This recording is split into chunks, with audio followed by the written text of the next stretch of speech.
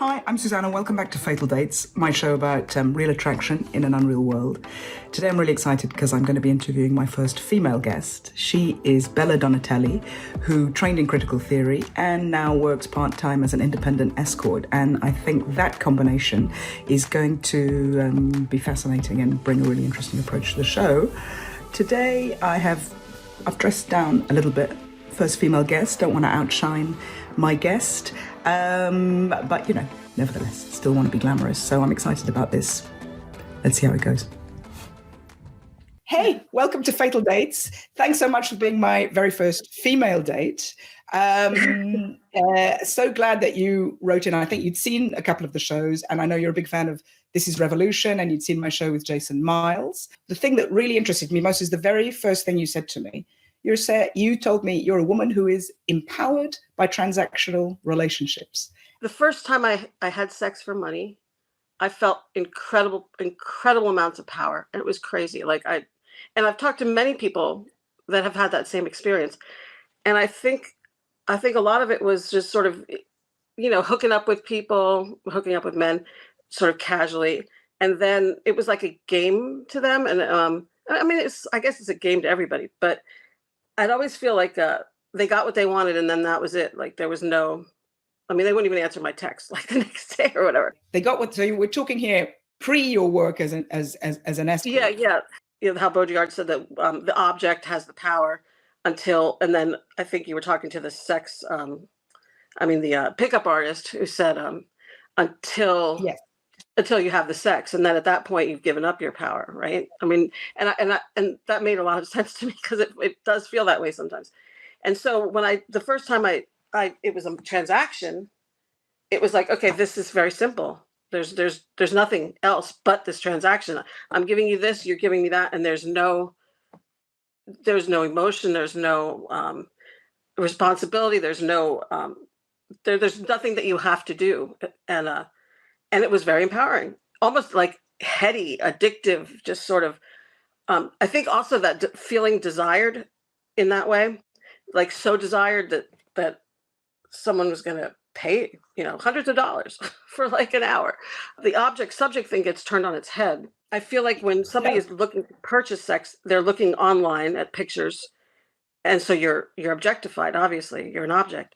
But then when they meet you, then the seduction begins. It's me doing the seducing, so I become the subject and they become the object. And I think that transition changes everything. And then because they become the object, then they kind of lose their power.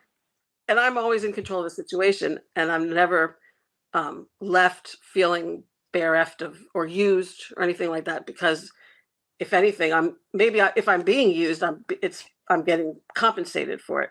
So yes, it's very empowering. However, lately I've been trying to date and have non-transactional relationships, and that's crazy.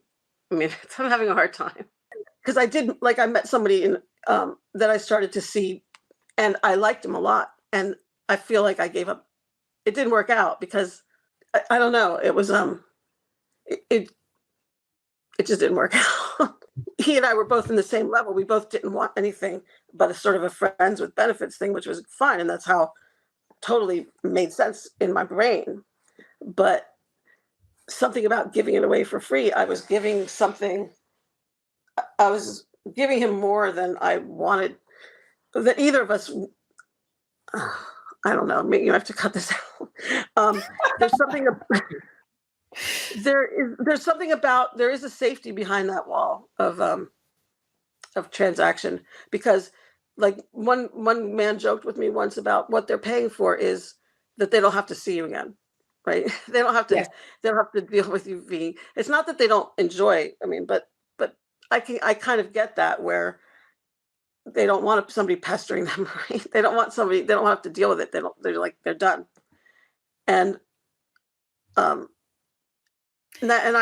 same thing with me. Like I don't choose them, but they choose me. And it's not like I can't tell somebody to go if I don't Right. want to be with them. Right. But Right. So this is I definitely can set something. all the rules. I can set all the boundaries. I can say no, you can do no, you can't do this. Yes, you can do that. I could.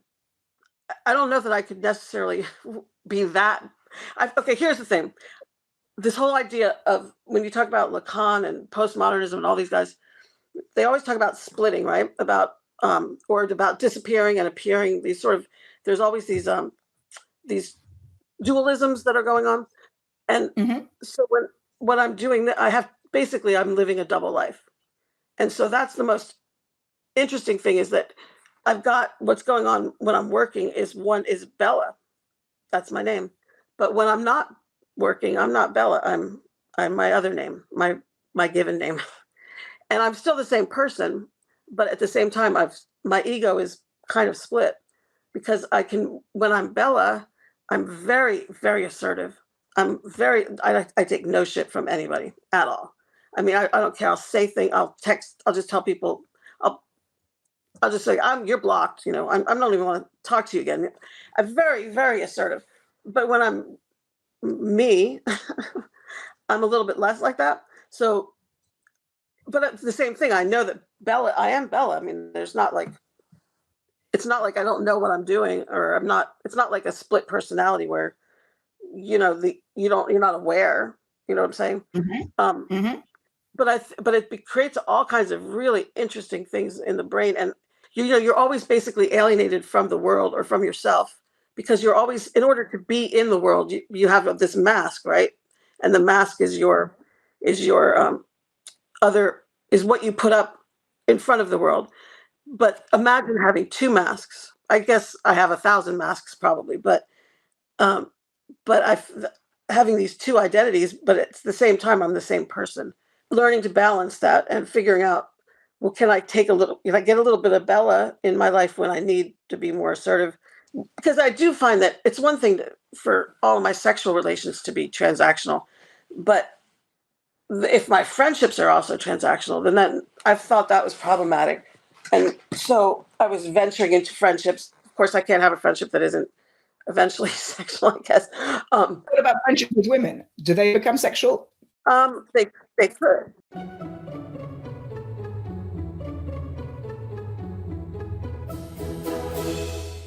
So reversibility corresponds to many different domains of, interaction of exchange.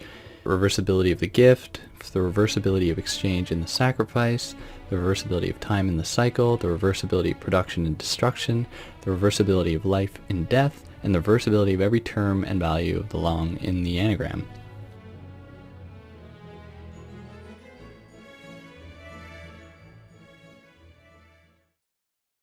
It feels natural. I think the only thing is that because of the way our society is structured, there's a certain stigma about maybe being discovered, or there's a certain stigma about it's not. I mean, if you get if you were to have something with the law, some sort of interaction with them, then I mean, I think you have to register as a sex offender or something.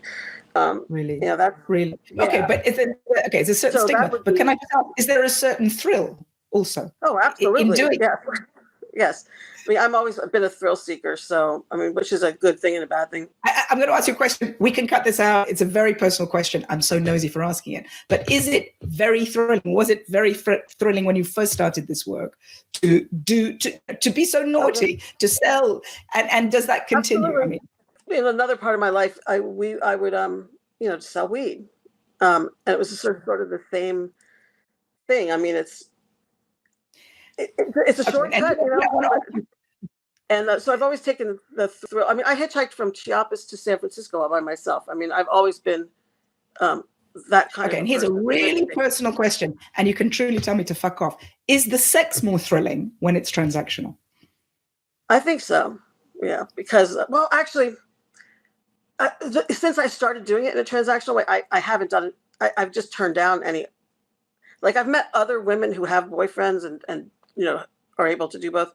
But anytime ever anybody wanted a relationship with me, and I'm talking about over 10 years now, I would just say I'm not girlfriend material, and I wouldn't even pursue anything like that, because it was like, why would I give it up for free?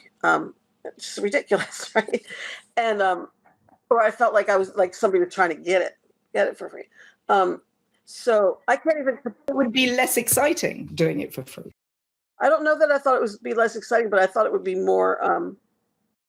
I don't want to say demeaning because that's not the right word, but I would feel like it was something was being stolen from me somehow, or that I wasn't, getting. So I needed that other thing.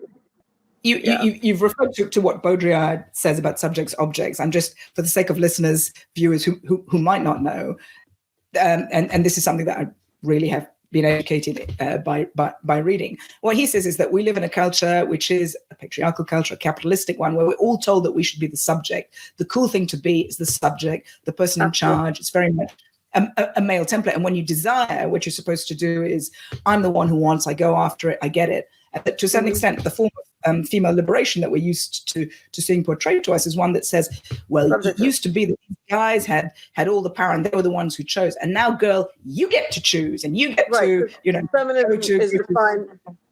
feminism is defined by, like, as in that world, in that space, as achieving subjectivity, or, whether you have to grab it or whatever it is, but it's subjecthood. Exactly. And what he says is, that's such a lie. The person who the side that has the power is the side that is considered the object, because if you're the object, you're the one who is desired, and you're the one who chooses if you're going to satisfy the subject's desire for you or not. And also, you get to play. You get to, instead of saying, yes, I do, and just being on the level or being so bold and naked as to say, I want you, what you get to do is the absolute joy, I think, that comes often in sex of like, maybe not, maybe. The tease. Dangerous territory there. Yes, tease. Do you like to tease? The tease is definitely part of my whole repertoire. Is about teasing. Yes. I'm so pleased to hear you say that, because for Sublation, I'm writing a book of dating tips. And my first dating tip is tease. I think that that is often lost and forgotten or denigrated.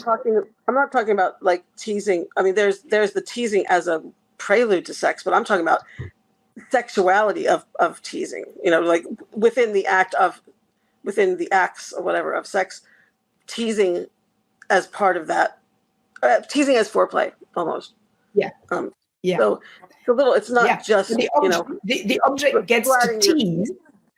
What's that? The object gets to tease, and in a full body repertoire, the object gets to tease with the poor subject, tantalizing them up to the nth degree until the object decides or doesn't decide that the subject can have their way. Yeah. What's that if not power? Please. I went to my dad. I asked my dad what sex was, because I knew that sex existed. I didn't know what it was. So I asked my dad, and he told me. Here's what my dad said. There is a secret to it. You must withhold stimulation. Enter her only slightly, then withdraw. And wait until she is mad with desire, begging you to penetrate. And even then you give her nothing.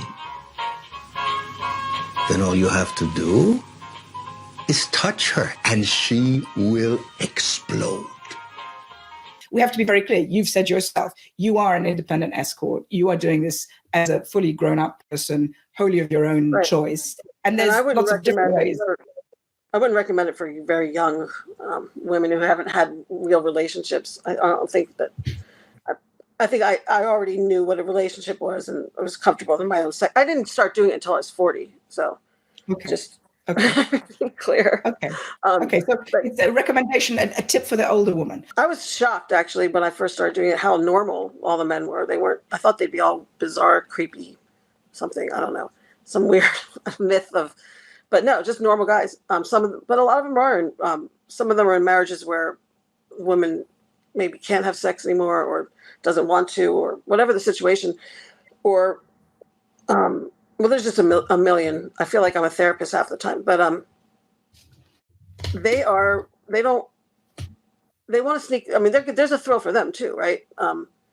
Because men I've learned are really pretty. I don't want to offend anybody, but really uncomplicated people. This is something else you said in your email to me. You said you've come to learn and know quite a lot about men. So tell me about men. What are they like, these uncomplicated Well, I don't want to creatures? generalize because there's always different, there's no essentialized man, obviously, but men want sex, a lot of it, and they want a lot of variety. And I'm not saying that women don't want to have sex, because we do, but men, I think it was your pickup artist guy, which I know I disagree with him on so many things, and I know that he said something about how men think about sex more than women, and you kind of pushed back, which makes sense. But men think about sex a lot because I mean they're very honest with me about it. I mean the average man must masturbate, well, at least every day. I mean, at least once every day, and look at porn at least once every day. I mean, it's all they're ever thinking about. And so it's, and I know this is a terrible thing to say for some men that maybe are asexual or that maybe don't think about sex a lot, or maybe it's just the men that I know, but every man I've ever met that's been given me the privilege of sort of seeing into what their real life, interior life is, it's all about sex. That's all they're thinking about. And it's not that they don't love the person that they're in their relationship with. They just want variety. And again, I don't, I don't think that women are different than men in a lot of ways, but at the same time, I don't know a lot of women that think about sex and masturbate every day, every day. But I am sure that there are some who exist, and I always push back when I talk to men, especially on this show, who tell me that men are a special category, men's sex, because I think that's a useful thing, and it's impossible to know. We can't go around with our equipment into everybody's heads and find out what it is, but for me, it doesn't fully ring true, and I don't think it's totally helpful to say that women are not as interested in sex as women are very interested in sex. We love sex. I mean, obviously, but there just seems to be something about at least the men that I encounter, and I guess given the work that I do, I probably encounter a lot more. I don't even know if this is a sex addicts. I don't even know if sex is an addiction, but if you want to put it in that category, I probably encounter more sex addicts per capita than normal people. I don't know. So maybe I'm judging on that. So I wouldn't, I wouldn't go to take what I'm saying to the bank or whatever. But I've just found that men, they're not as complicated. Women, we I don't know why we complicate our lives, or we're socialized in a different way. I mean, I guess it's also the way we're socialized. As someone once said to me, and of course, obviously massive generalizations, but it has rung true in my ears over the years, men are all the same and women are all different. What do you think about that? Again, I don't like to essentialize anybody, but yeah, I agree. I mean, and I've certainly met men that break, that break down differently. Men who've been in, it's been years since they've had sex, or it's been, all kinds of exceptions or whatever. But I think that men are they're not very complicated. They just aren't. Okay, so listen, if there are young women, maybe they have the privilege of not having to be complicated. I don't know. What does that mean? Why do they have the privilege of not being complicated? Well, I think that women maybe, or at least in my generation, we have to develop so many strategies to just sort of be exist in the world as some kind of without, with having some individual, some power. Whereas men, I think they just they don't really have to do much to just kind of have this, in the patriarchy, they're like the default human being, right? And we're like, we're the oddity, like if you think about Victorian medicine, that they would, or Freud, they always looked at the man as the sort of, that's the default human. And the woman was the aberration, right? Mm-hmm. But they had a womb, and they had, hysteria and things like that. So in order, in a man's world or whatever, we have a lot of different strategies. Some women, identify more with men and do the marriage, hold up the patriarchy. are very happy being part of the patriarchy, and then other women are sort of victims of the patriarchy or fighting it or whatever it is. And so that's more complicated, I think. With that Madonna-whore thing, where men tend to black and white women, you're either on the pedestal being worshipped and the woman to marry or have kids with or whatever, or you're in the gutter, and there's no in between at all. You see, what I think is what you've just said is you're either their marriage material or you're in the gutter. And a sense that I have is that sometimes women who, in your term, are in the gutter are women who are threatening because they're very sexually appealing. And I think my sense is, for whatever reasons, it's been very, perhaps for the reason that you say men perhaps are more simple creatures thinking about sex more, therefore incredibly vulnerable to someone who is sexually attractive. And part of the project of the patriarchy, of course, has been to control that aspect of attraction. And right. Part of that has been to say women who hold it in, either because they know that they're holding it in or because they don't even know and fully understand their own sexuality,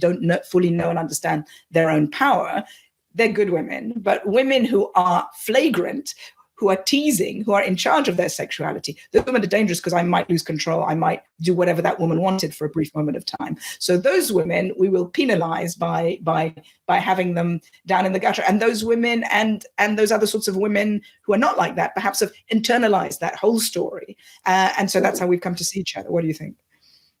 Well, I think that, I think that women have been penalized.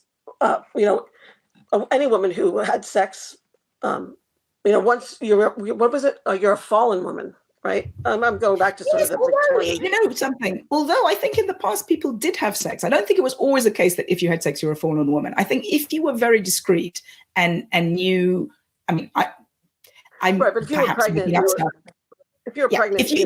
a scarlet letter you have to wear. I mean, of course so. But I get the sense that it didn't used to be always that nobody had any sex at all until they were married. That's just the recorded history that we've come to hear. I think a lot of affairs in that, it would be women who were married then they could have affairs with other married, with men. Maybe they were married or not married. But once you had that marriage, then you had that respectability that you could then have your affairs. But if you had them as a single person, as a single woman, that was a lot more risky. And yes. And you just didn't have those. I'm not going to say you had protections of marriage, but you had a certain amount of respectability, especially if you had middle class, if you had some money. Then you could get away with all kinds of stuff, whether your husband was aware of it or not. And probably the most. I also majored in women's history. The women who had the most power in, like, say, colonial America, or even right after the revolution, were widows. They were the ones that had. But even in that situation, they still could not always control their own money. Like if your husband died and his money would go to your father or your brother. I mean, it would be your money, but it would have to be managed by a man.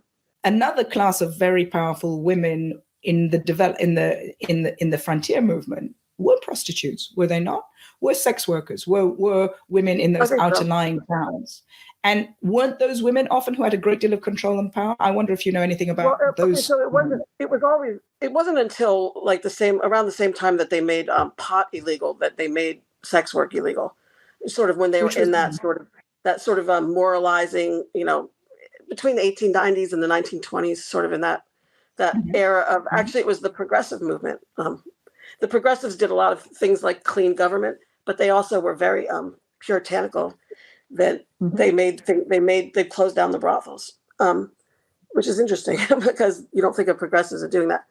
But there's been a real shift in the last 5 or 10 years. There's been a lot more respect for sex work, or even the term sex work coming up.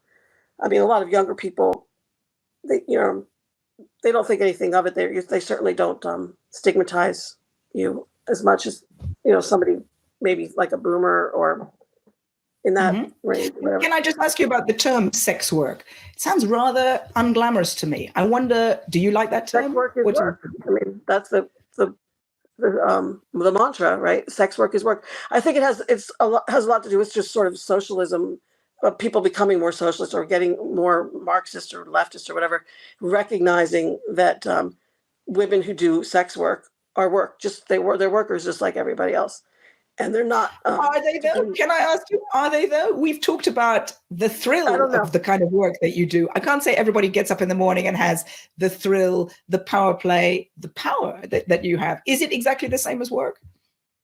Yeah, I don't know. I mean, it's work in that we're certainly not capitalists. I mean, we're on the side of the revolution. Although I think a lot of sex workers are libertarians, honestly. I mean, a lot of them are, which is interesting, but it makes a certain amount of sense if you think about it.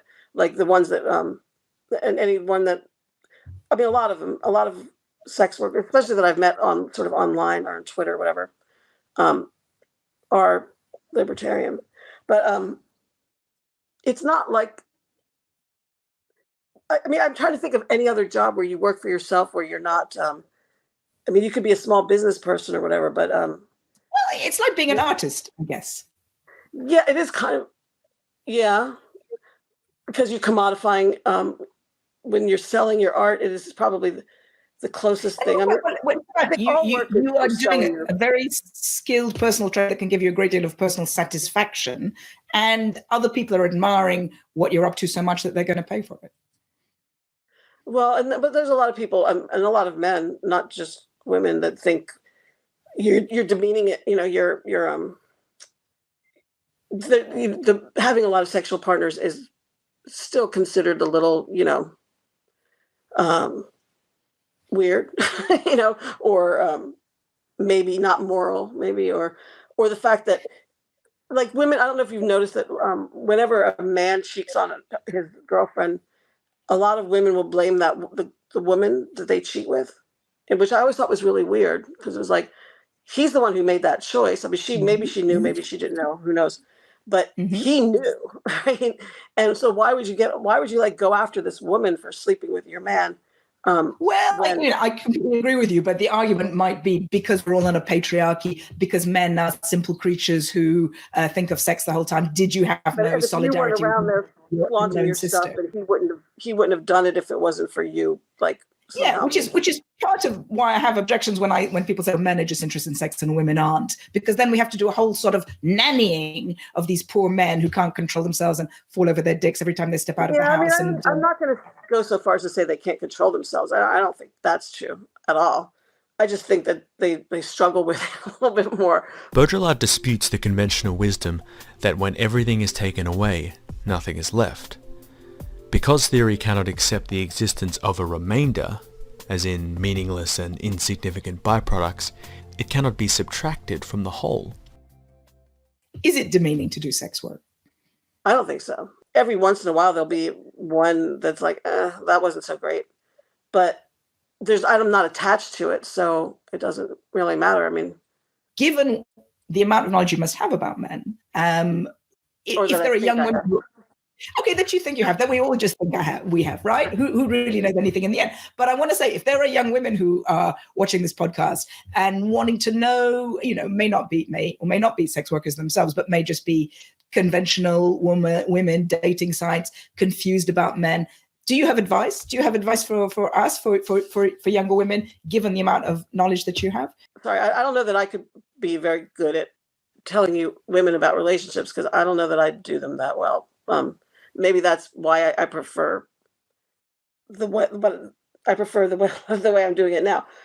I know that a lot of men complain about their wives or girlfriends not giving them, always. I don't want to say controlling, but they always feel like they're going to get in trouble. I don't know what that's about. Like you're their mom or something.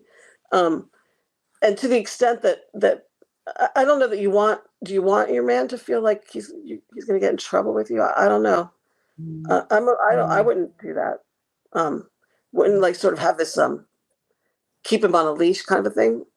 Some women in relationships get a little too high on their own.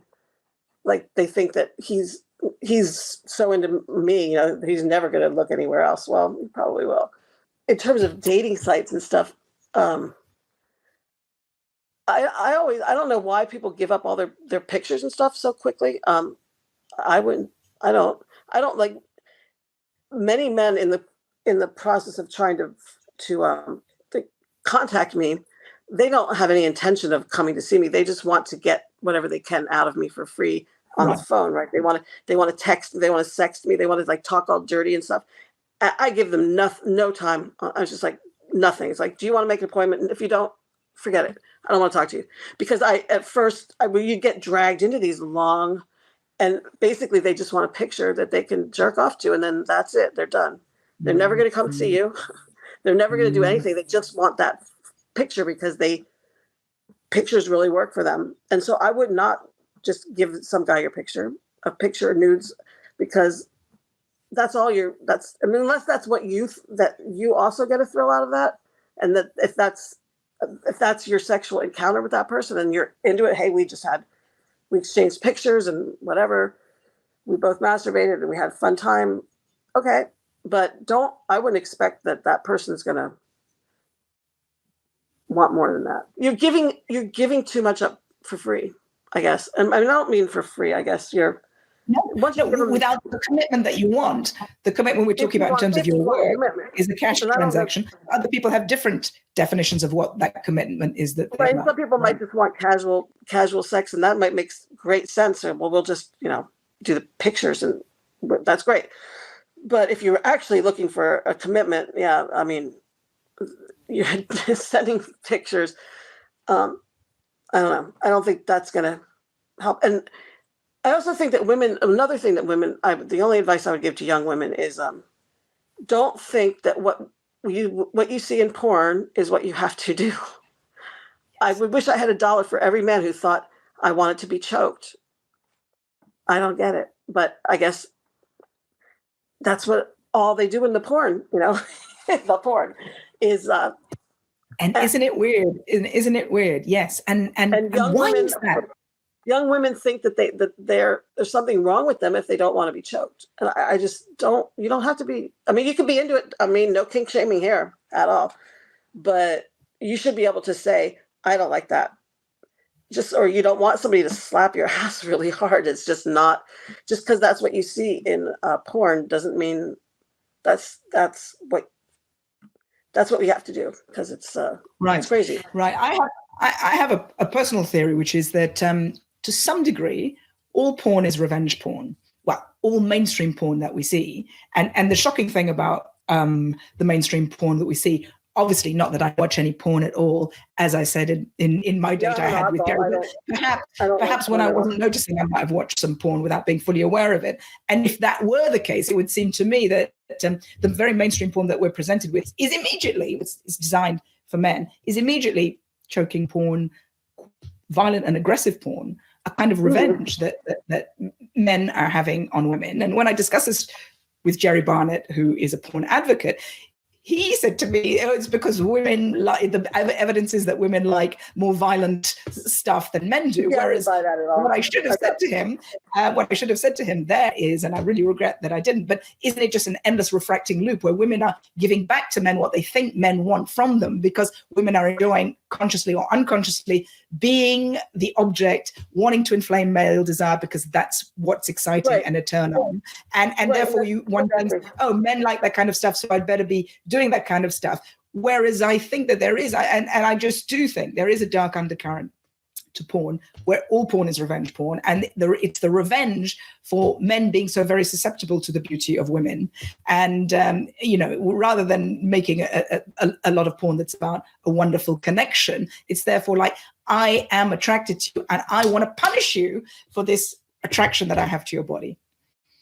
Yeah, I mean, I think that there's a lot of truth to that, and I remember that conversation, and that was there were many things that he said that he actually pissed me off more than the pickup artist, which is very interesting, and it could be because the pickup artist had you're not expecting certain, maybe I'm not expecting any kind of morality or whatever from somebody who basically is trying to manipulate women into having sex with them, like as a living or as a tried to teach other people how to manipulate women.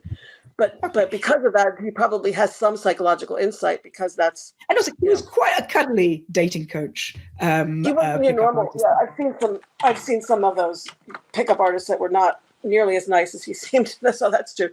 And there was the advocate of porn. The most interesting thing that he said was when he was talking about porn, he said, "I use porn for this. He constantly talked about its use value, and that was just really interesting to me. Not like I watch porn for this reason or I like porn for this reason. It was like I use it, and that's what it is, right? It's I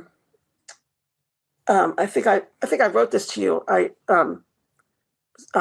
Something with a human. I was making a joke about what socialism with a human face, but it was a sex toy with a human face. Or that's what I think. Is that what I said? Sex toy with a human face. Yeah, I think that is what you. Because. Is that wrong though? Is that wrong? But I think it's important to understand it as that's what it is. It's just a sex toy. It's just a sexual aid for them to jerk off. There's no, just to be blunt with that, there's no other use. I mean, that's what porn is. That's what it's for them. And I didn't really think that's what it's for. I mean, I thought it was just something you watch it or maybe it makes you horny, but that you I think I was telling you this too. Again, I don't like these ideas of porn addiction or sex addiction or whatever, because I think addiction is this other thing. There's a DSM that talks about addiction is whatever you're doing, it affects your ability to be in your family relationships, your work relationships, things like that. People can use, whether it's drugs or porn or sex or whatever it is, they can do it all every day or whatever, but not be in this point where it's ruining their life. And addiction, giving other things addiction that aren't substances, is kind of odd. But saying that, this idea of a porn addiction makes there are people that are crazy about. I described to you more than once being with a man who actually had his phone out while we're having sex, that could not come to climax unless he was looking at porn while he's actually with an actual person. Wow. That just blew me away. And or another person that they just needed to hear it. He said, I just need to hear it on the phone, but he couldn't, I mean, he was with an actual person. That just, like, why are you even with the person? I don't even know. But I think that it's crazy how much porn people watch, or men, maybe women too, that they can't even climax from a regular relationship. That blows me away.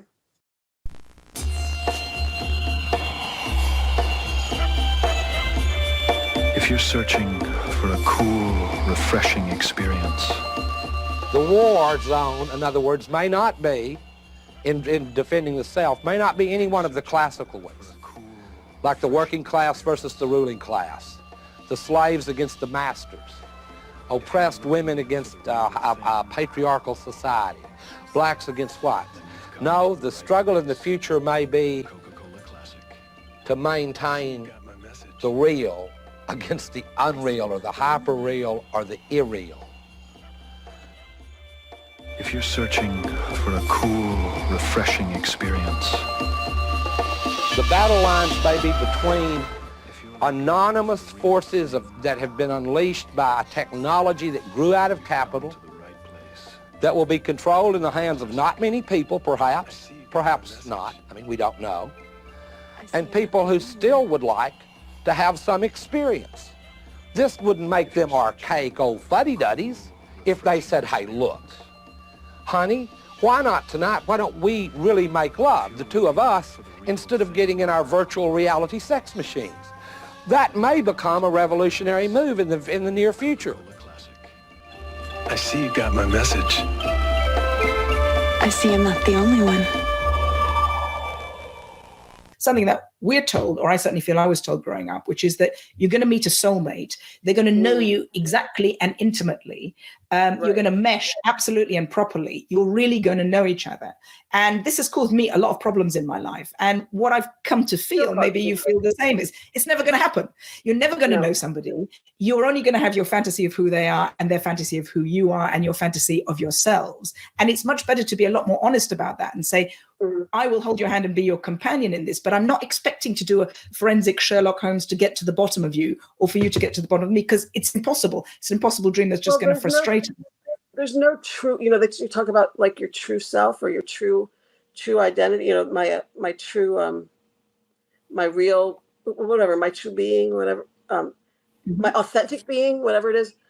I don't know that really exists. I mean, getting into the math again.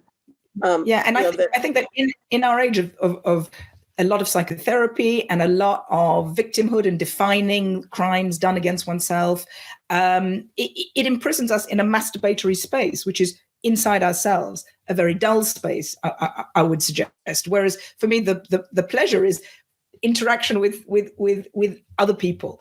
Right, and so in every relationship, or in every contact that I have, in every sexual contact that I have, there's something, there's some bond that you have with the person, whether it could be over just a bazillion different things, and you just have to take that relationship, whether that's a 1 hour relationship or 1 year relationship, that there's things that you grow and you gain from that. I mean, not that you're taking. I mean, you're not just extracting from other people, but you're getting the best of that person, and but you can't be attached. I mean, or I can't. I mean, like for me, I'm one of these process people. I mean, I know it drives other people crazy, but and again, I think this is a postmodernist thing where I'm much more interested in process than in outcomes. I just don't care about how things end up. But for me, it's all about what's going, that process of whatever. That's what does that mean in terms of? Okay, so what does that mean in terms of personal relationship? Just to be specific and spell that out a bit. What does that mean? I'm more interested in how it's unfolding and what that moment, the moment of. I don't care where it's going. I don't care what the direction is. I'm more in the moment, I guess. And I don't. So many people they want, like you were saying, you meet this person and then you marry them, you have your kids, you have this sort of set outline or trajectory, that if it's a good relationship, this is the trajectory that it's going on. And I don't really care where it goes. Or it's not that I don't care. I'm just not interested in what the outcome is. I don't care if the outcome is, love and marriage and a baby carriage, or if it's, 1 hour of, crazy sex, or if it's no sex, or it's just, that's not interesting to me. What's interesting to me is what we're doing. I understand that. But then you are a very bold, strong, thoughtful, and evolved person. Not to say that if you don't think the way that you do, you're not. But there is also, we can also understand that there's a desire for security and more simple things. I think most people don't think like me at all. But I think the problem comes that at the heart of that, maybe there's a lie, which is and it's a modern lie, and it wasn't always that way. Often this is another topic that is often discussed. It used to be that marriage, but baby carriage, those are more pragmatic arrangements. Whereas now there's a tremendous compunction, not only to have the security, but also to tell yourselves that you're being completely honest with it and to ferret down, to work out what all the problems are, to work out the other person to the nth degree. Whereas it does seem to me, perhaps it's like either you're choosing between security, in which case, don't also be expecting a very pure connection, or else you're exploring the pure connection, but don't think that that's going to end up with the other person being exactly the person that you want them to be in a secure, steady bet for the rest of your life. What do you think? Well, I think you have to keep some part of yourself for yourself. I mean, you can't. I mean, I guess there's some joy in sort of being. I'm transparent with people, but it's in any relationship. But I think if a person knows everything about you, there's something about mystery. Maybe it's the seduction, maybe it's the tease or something, that there's just no reason to give up everything, about, or maybe it's not even there is such a thing as too much information, I think. We want to share everything when we think, oh, if I'm in love with this person, I'm going to share everything and they're going to know every aspect of my life, and somehow that they're going to make my life complete. You know what I'm saying? And I just think that's a dangerous. You can't have nobody can complete you, right? In fact, I don't even think you can have a love relationship unless you have that for yourself. Because how can somebody love you if you don't love yourself? Giving pleasure gives pleasure, and that's a kind of secret. Oh, absolutely. And I'm really lucky because in my professional life, I tend to attract people who like to give. So I'm very lucky. I mean, very, very much. Yeah. But perhaps that's a secret, that everybody loves to give, really, and that a lot of masculinity is just a bluster. And here I'm going back to some of the things that the dating coach / pickup artist was telling me, that there's so much vulnerability in men, or what we used to call men, but actually the desire is to give pleasure, but that has to be cloaked in a lot of other stuff because vulnerability is tough. I mean, that was the one like this one person that sort of kind of, I didn't think I could be broken again, but I was sort of broken by this because I felt really vulnerable, and I think that's a very hard, of all the emotions sort of to juggle, is the vulnerability, because trust and vulnerability. I mean, most people, if you open up yourself and you're vulnerable, I mean, it could be a beautiful thing, but it can be sort of the source of so much. That's isn't that the real challenge of us all? We're all, no matter what we say, we're all incredibly vulnerable. Even Andrew Tate, I would say, is probably an incredibly vulnerable person, and it's the way that we deal with our vulnerability, the mask we put on it, the cigar that we have to smoke, the videos that we have to do or not, or the naked need that we display to people. It's how we deal with vulnerability that makes all the difference.